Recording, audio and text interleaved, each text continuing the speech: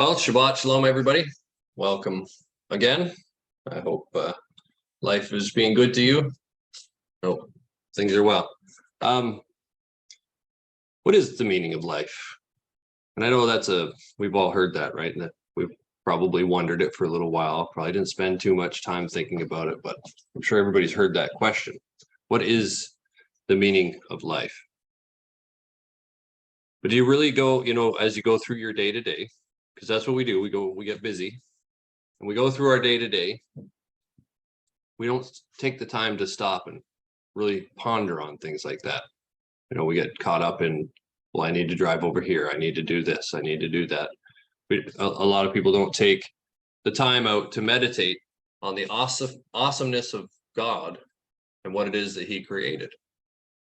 No, we just do our daily routines and usually don't have time for that kind of a thing, right? Now, the study of words can get you into position of understanding things where, you're not just following the crowd, so that you start to think for yourself. You start to understand what's behind things and where things come from. And when I say that, I'm not saying people don't think for themselves at all. But truly, when we get stuck into the day-to-day, we tend to miss so much. We tend to not be observant, not realize what's going on around us as we're, caught in the traffic, I guess you could say, right? And that's why taking the time to meditate, taking the time to study, taking the time to pray, taking the time to help others is such a gift to us. It's an opportunity because it breaks our routine of busy have to do, right? And it gives us the opportunity to appreciate existence outside of that, to take a moment, right? Now, I want to stop for a minute and point out the fact that I used the word existence. I didn't say life, our existence. And here we go with the study of words. All right. So the truth is most of the people on the face of this earth are just existing. They're not even alive. There's no life. And you might say, well, how could you say such a thing as that? Well, John 10:10 says, the thief cometh not but for to steal, to kill, and to destroy. I am come that they might have life, and that they might have it more abundantly. Now in John 12:31, he says, now is the judgment of this world. Now shall the prince of this world be cast out. And who's he talking about when he says the prince of this world? Well, if you go through that chapter and you look at it, it might actually sound to you or read to you as if he's talking about himself, but he's not. Because in 14:30, he says, hereafter I will not talk much with you, for the prince of this world cometh and hath nothing in me. So to have nothing in Christ would be anti-Christ. That makes clear sense, I'm sure. All right, so the prince of this world is anti-Christ. All right, and I figure most of you are probably aware of that, but think about it. He says, I am come that they may have life. So I hate to break it to you, but if you don't have Christ, you don't have life. You don't even have life if that's the case. And we haven't even gotten to the more abundantly yet. Existing in this world, right? Not living, existing in this world as part of this world is death. Because the prince of this world is anti, which means against, Christ. All right. So life, as we call it on this parallel, this plane, whatever it is against Christ. Okay. Sorry, not life, but if we were to call this parallel life, right? It's against Christ. Being of this world is anti-Christ. And life as part of this world is death. Okay, so, and death is simply just being separated from God. That's what death is being separated God. So if you're more connected to the world, than you are to the Father, then you're separated, dead. Okay. And I can even, we're going to go through some scripture now and we'll get to that point. Okay. So Colossians 3:1. If ye then be risen with Christ, seek those things which are above, where Christ sitteth on the right hand of God. Set your affection on things above, not on things on the earth. For ye are dead, and your life is hid with Christ in God. When Christ, who is our life, shall appear, then shall ye also appear with him in glory. Mortify, therefore, your members which are upon the earth, fornication, uncleanliness, inordinate affection, evil concupiscence, and covetousness, which is idolatry. For which things' sake the wrath of God cometh on the children of disobedience, in which ye also walked sometime when ye lived in them. But now ye also put off these things, anger, wrath, malice, blasphemy, filthy communication out of your mouth. Lie not to one another, seeing that ye have put off the old man with his deeds, and having put on the new man, which is renewed in knowledge after the image of him that created him, where there is neither Greek nor Jew, circumcision nor uncircumcision, barbarian, Scythian, bond nor free, but Christ is all and in all.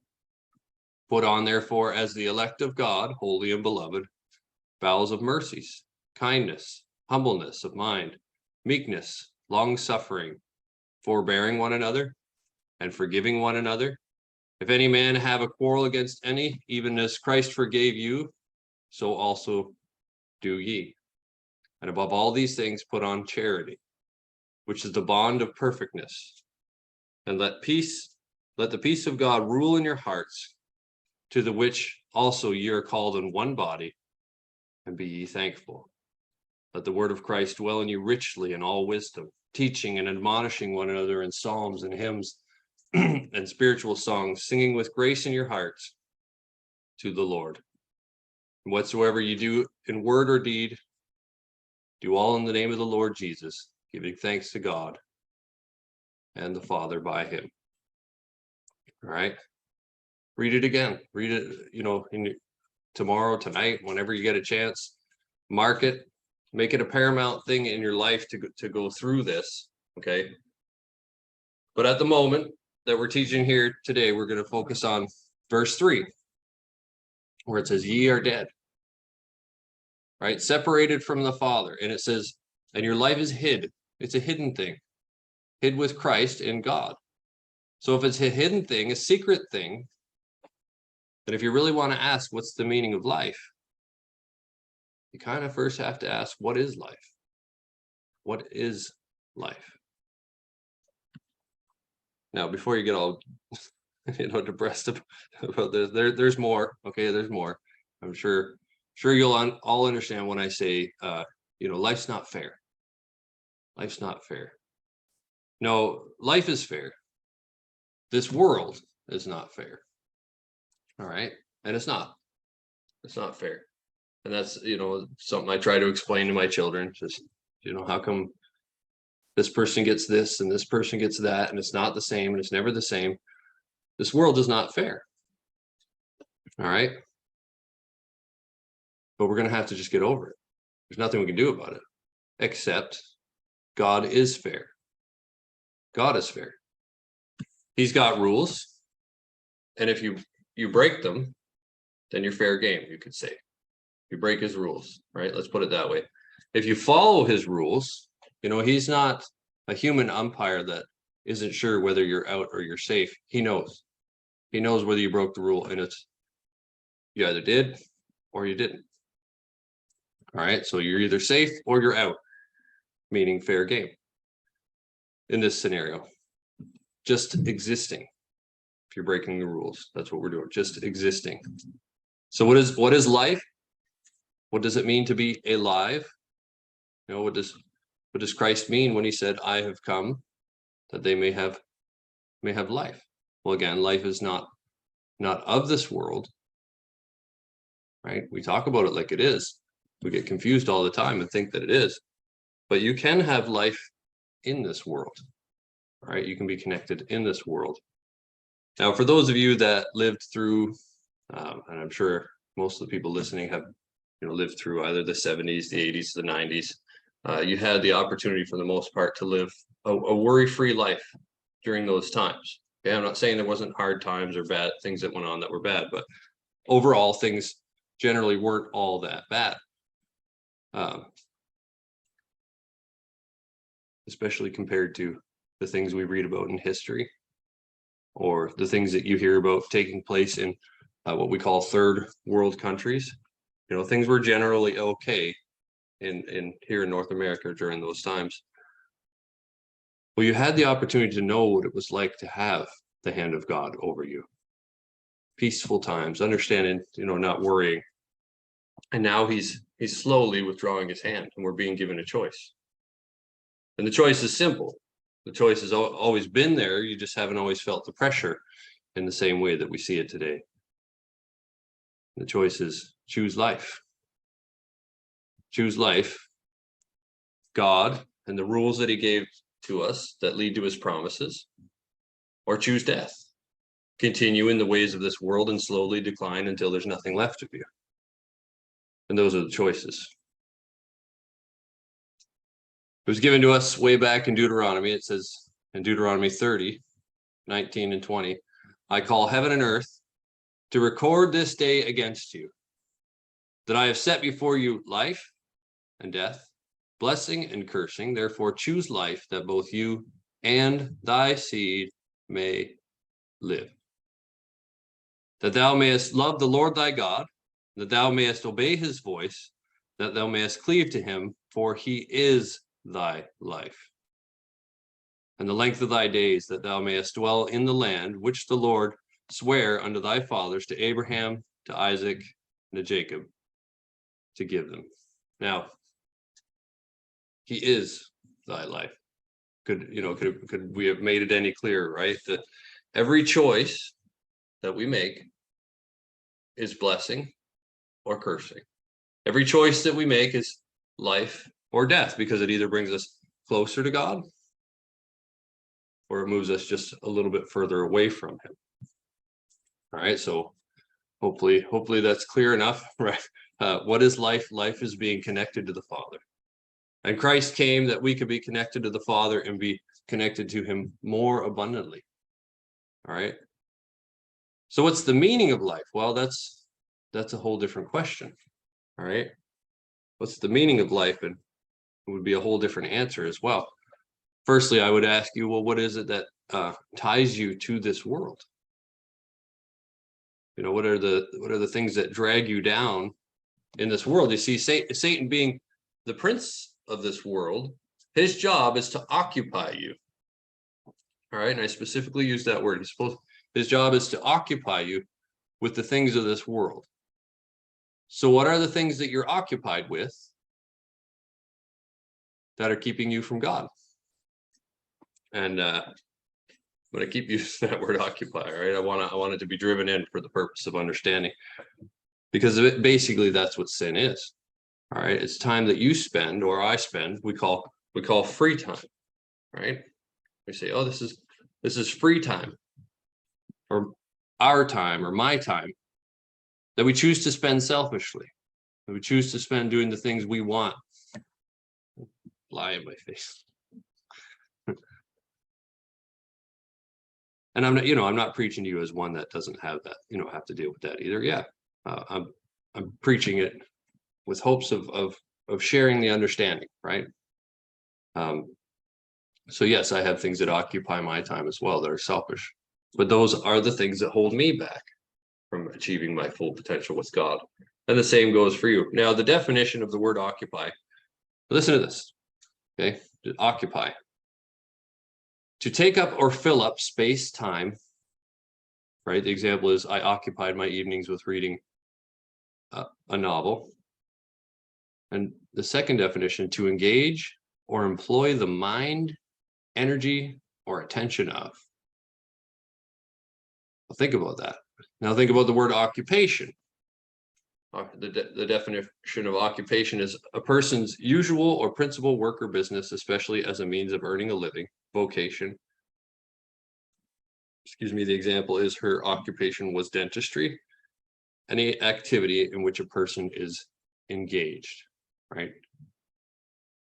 Now, I'm not here advocating that, everybody should quit their jobs because it's of the devil, and, I'm not saying that.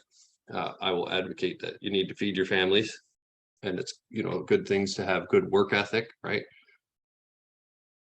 But let me ask you this: does giving 50 years of your life so that you can possibly enjoy, the last 10, some people get to, some people don't, does that sound like life? Does that sound like what you want more abundantly?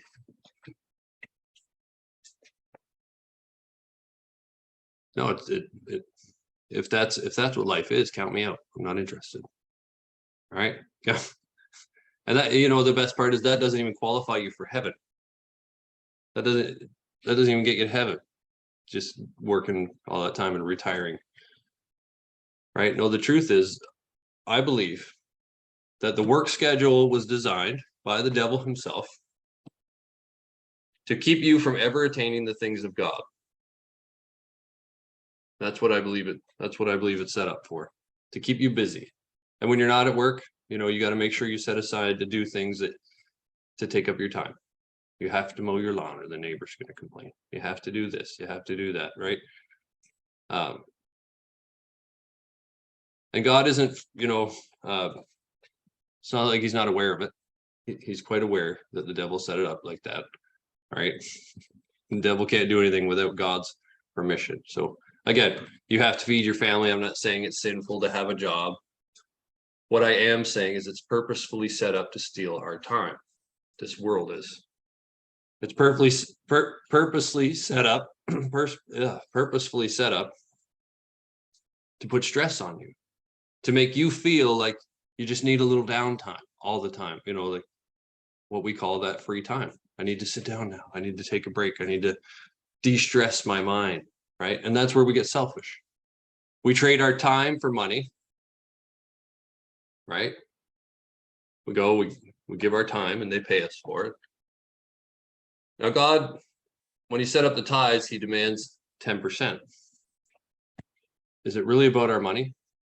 Or is that just the way we look at it as an easy way out? Instead of giving our time to God, well, here we'll just pay it. And I'm not saying don't tithe your money. I'm just saying, is that really what he's looking for? Is that really what the heart's about? Again, we trade our time for money. All right.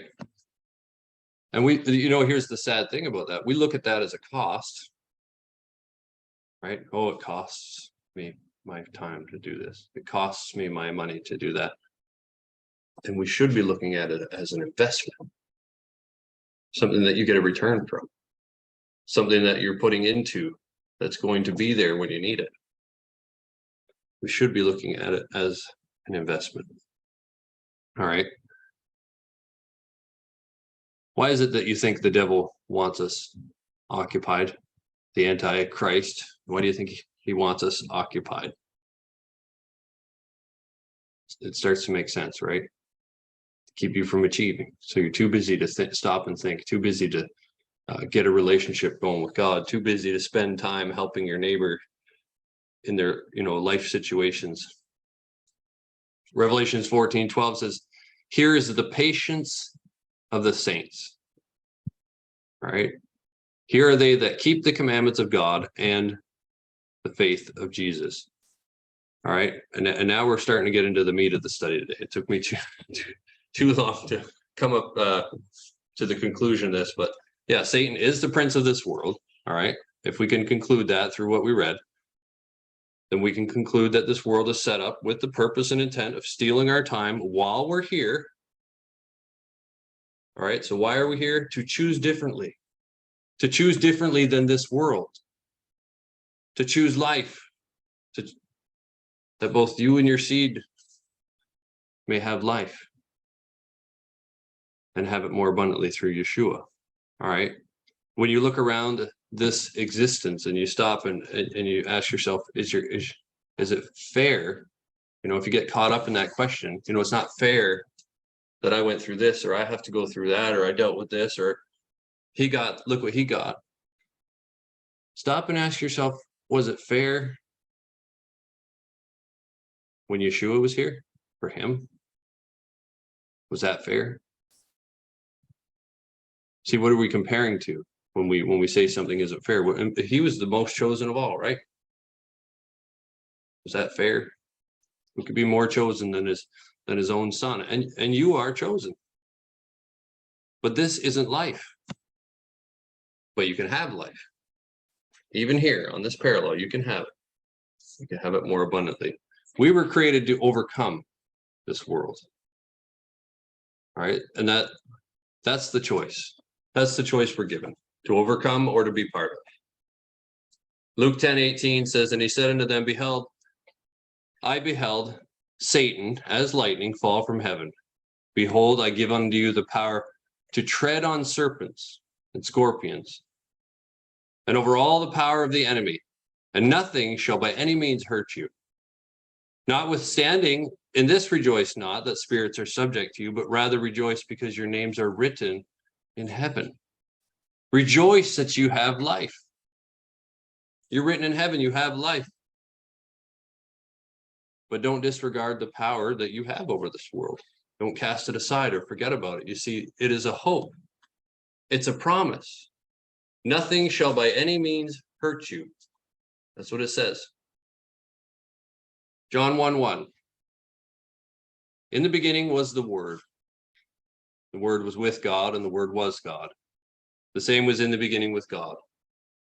All things were made by him, and without him was not anything made that was made.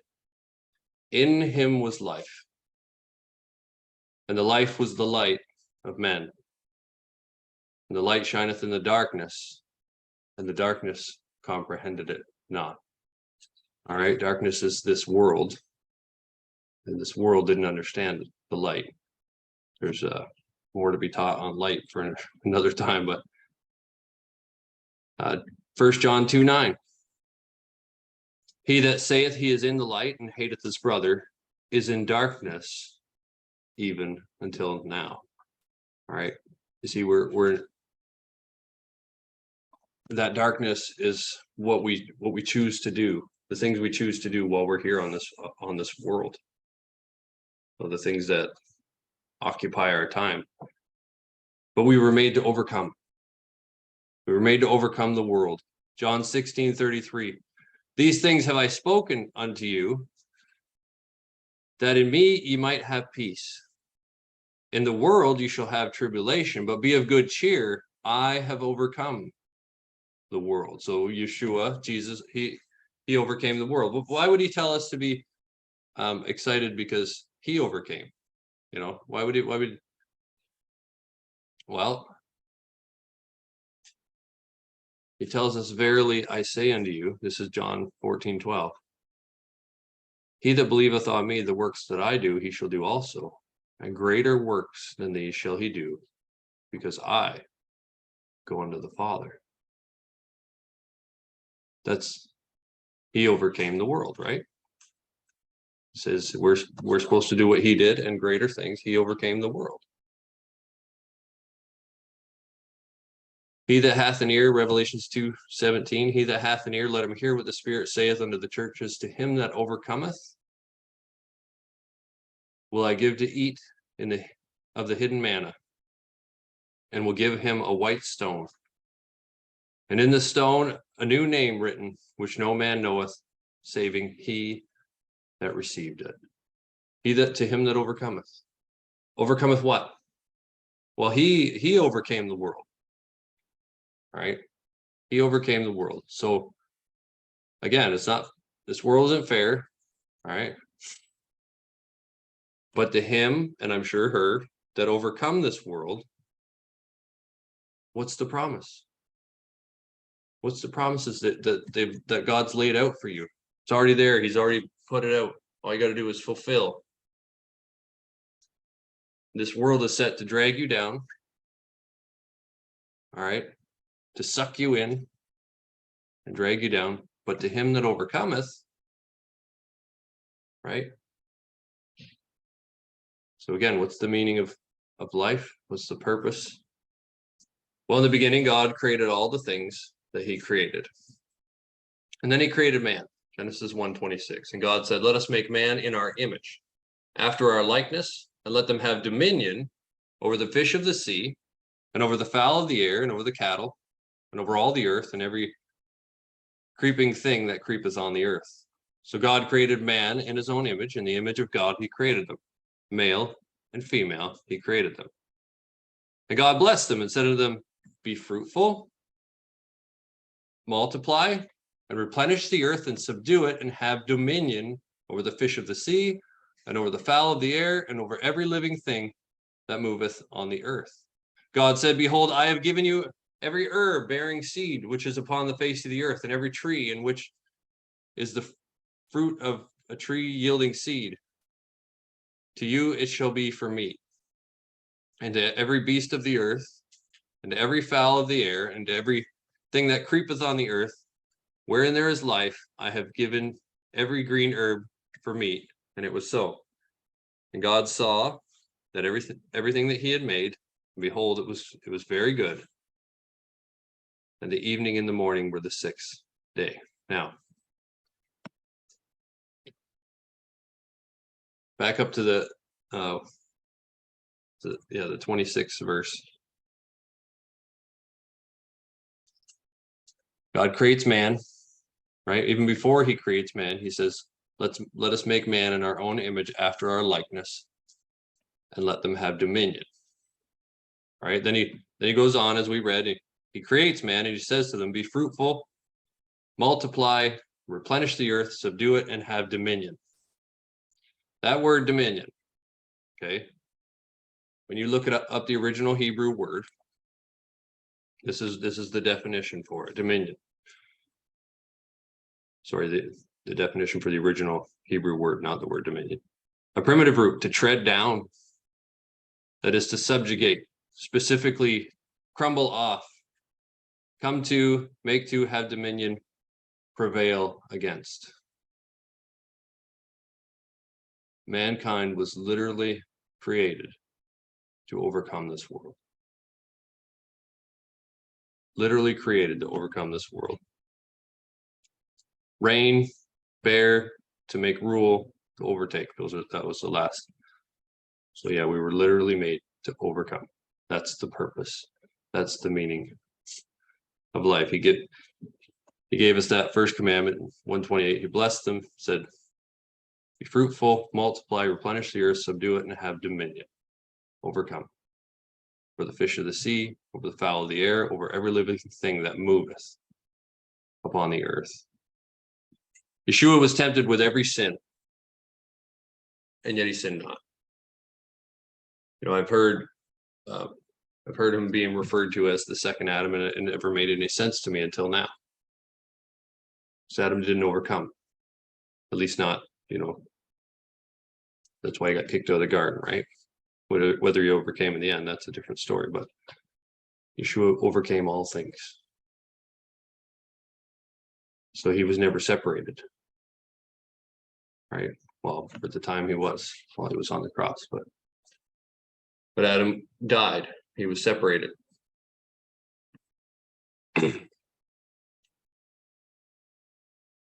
Anyway, life and what it is. It says, ye are dead and your life is hid. Where is it hid? It's hid with Christ.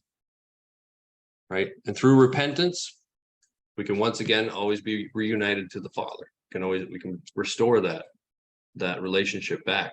It's always there, it's always waiting. So I would propose that the meaning of this life, or the meaning of life, is to overcome this world. And with that, we'll shut this one down. So Shabbat Shalom. See you all again next week.